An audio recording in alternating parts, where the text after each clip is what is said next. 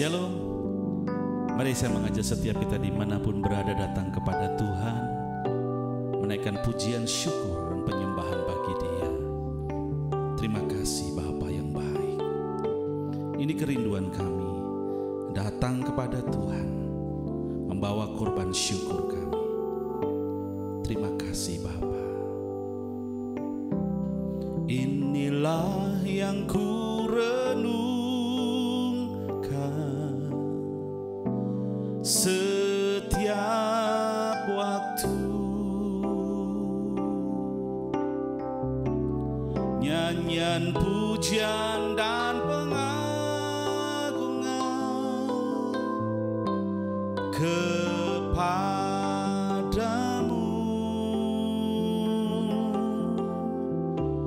Biarlah manis kau dengar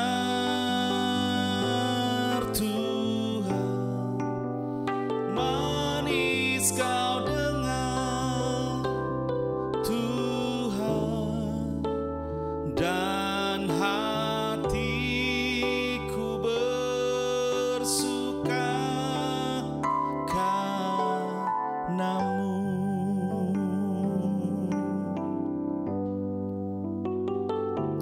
Ya Tuhanku,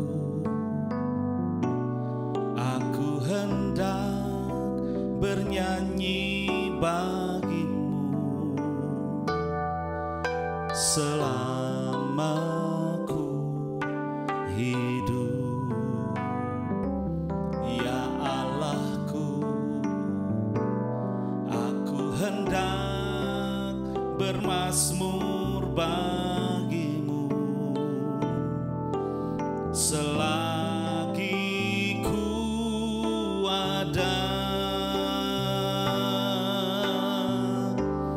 Inilah yang ku renungkan setiap waktu, nyanyian pujian dan pengagungan kepadamu.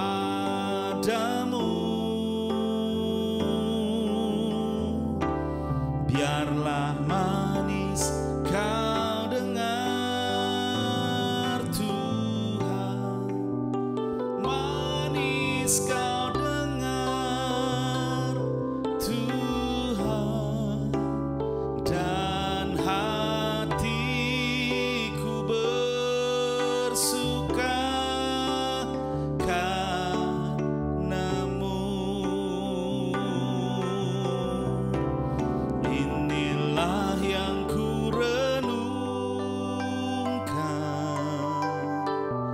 setiap waktu, nyanyian pujian dan pengagungan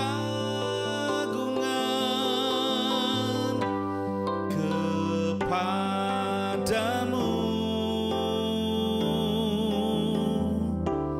Biarlah manis kau dengar Tuhan, manis kau dengar Tuhan, dan hatiku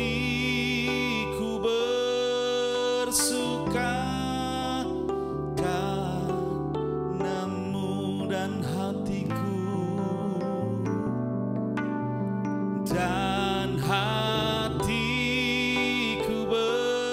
bersuka, dan hatiku bersuka, dan hatiku bersuka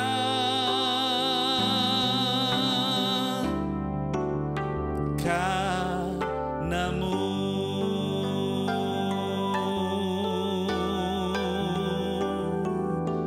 Hati kami bersuka karena kasih-Mu limpah. Terima kasih Bapa, terima kasih Tuhan, untuk segala kebaikan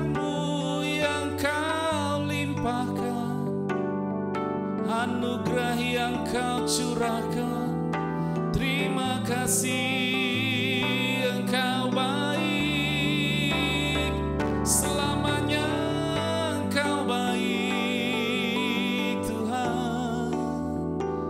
Bahwasanya untuk selamanya kasih setiamu. Kami datang memujimu, kami datang menyembahmu, sebab hanya Kau yang layak disembah. Terima kasih. Kinaralamaralama takaralalararayaralamu. Haleluya yaralamasi.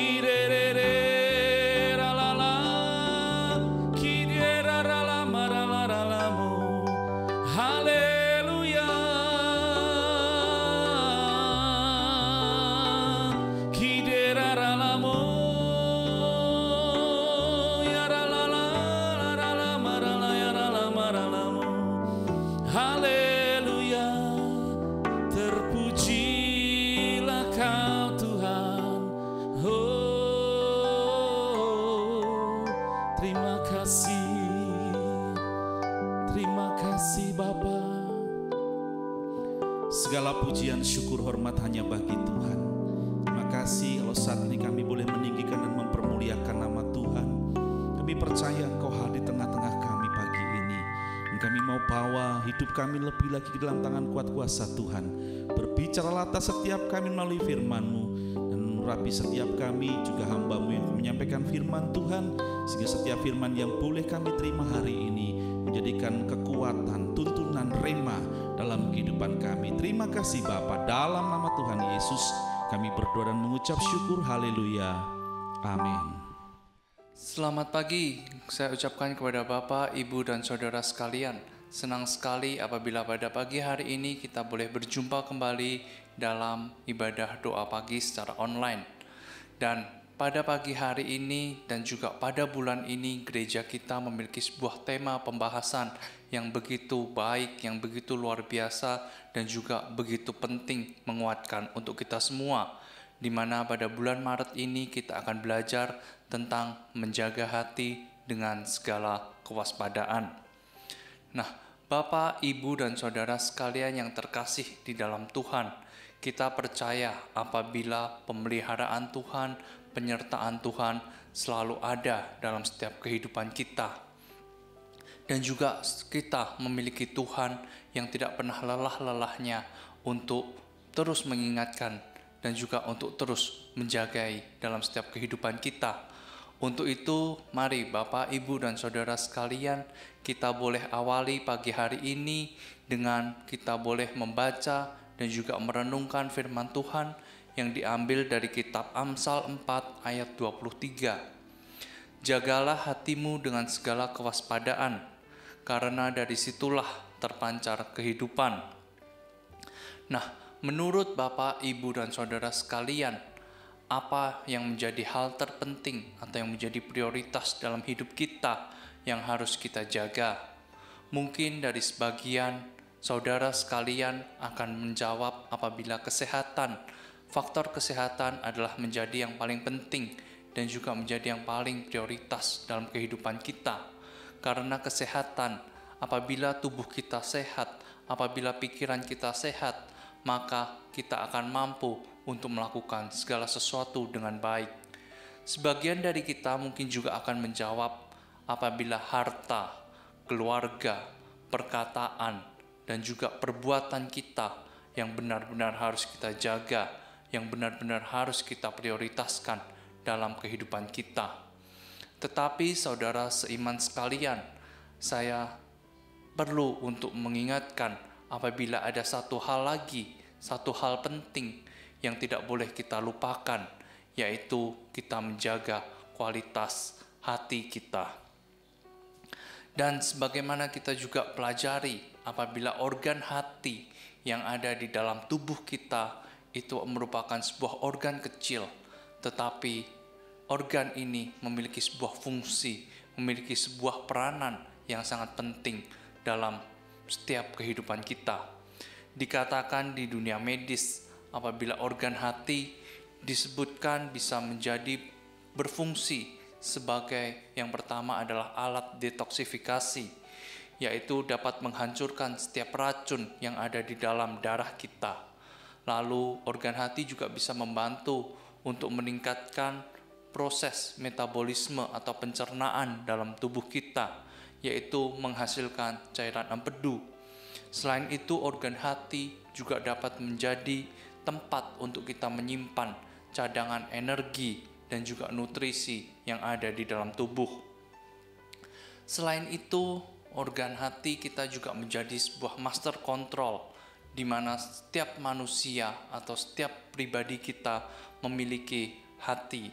Dan juga hati adalah tempat di mana berkumpulnya setiap emosi, setiap keyakinan, dan juga setiap keinginan. Itu timbulnya dari hati saudara dan saya. Amsal 27 ayat 19 mengatakan, seperti air mencerminkan wajah, demikianlah hati manusia mencerminkan manusia itu. Amin. Dan terutamanya sering kita lihat apabila dalam kegiatan kita sehari-hari, dalam kehidupan kita sehari-hari, kita sering menggunakan hati kita untuk menjadi sebuah jawaban, untuk menjadi sebuah tuntunan, di mana kita bisa mengambil sebuah keputusan, di mana kita bisa membedakan mana tindakan yang baik, mana tindakan yang tidak baik. Dan tidak ada masalah apabila kita memiliki sikap hati yang baik dan juga sikap hati yang teratur, tetapi akan menjadi sebuah masalah apabila kita memiliki sikap hati yang buruk dan jahat. Nah, itulah sebabnya firman Tuhan pada pagi hari ini terus mengajak kita, terus mengingatkan kita agar kita menjaga kualitas hati kita dengan segala kewaspadaannya. Tetapi jangankan kita memiliki sikap waspada apabila dalam hari-hari ini atau dalam keseharian kita belum bisa untuk menjaga hati kita sendiri, di mana seringkali kita masih juga mencoba atau kita masih mengizinkan hal-hal buruk yang boleh masuk dalam hati kita, seperti contohnya sifat kesombongan, sifat kebencian, iri hati, sikap emosi, dan juga amarah, dan juga lain sebagainya. Untuk itu, Bapak, Ibu, dan Saudara sekalian, pada pagi hari ini saya rindu untuk mengajak saudara sekalian agar kita boleh terus mengecek kondisi hati kita. Periksa selalu hati kita. Apakah dalam hati kita ada benih-benih kecil yang kurang baik? Untuk itu, mari kita putuskan benih-benih itu, kita tangkis benih-benih itu, agar benih-benih kecil yang kurang baik itu tidak dapat berkembang di dalam hati setiap saudara dan saya.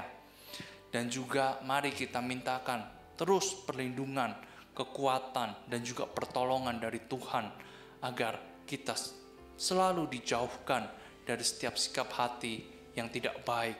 Dan juga minta kepada Tuhan agar kita boleh mengisi hati kita dengan firman Tuhan yang akan memerdekakan kita.